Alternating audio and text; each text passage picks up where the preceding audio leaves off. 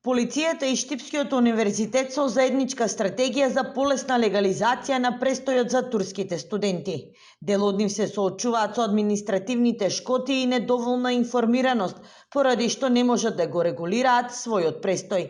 Од ова година нема долги чекања, како што ви реков, до лани имаше. Ама од ова година, благодарение на началникот на Исток, веќе тој презема конкретни чекори и сега секој ден веќе ги примаат документите и ги решаваат во највкусен рок. Само минатата година, поради тоа што не успеале да ги средат документите за престој од Македонија во Турција, се депортирани околу 40 на студенти. А некои се откажаа, како што реков, и заради тоа што немале добиено престој и биле депортирани. Така што се надеваме дека тие студенти повторно ќе се вратат, после знаете дека 3 месеци мора да останат надвор од Република Македонија. Во моментот на Штипскиот универзитет Гоце Делчев студираат околу 500 студенти од Турција. Најголем дел од нив се на факултетот за медицински науки.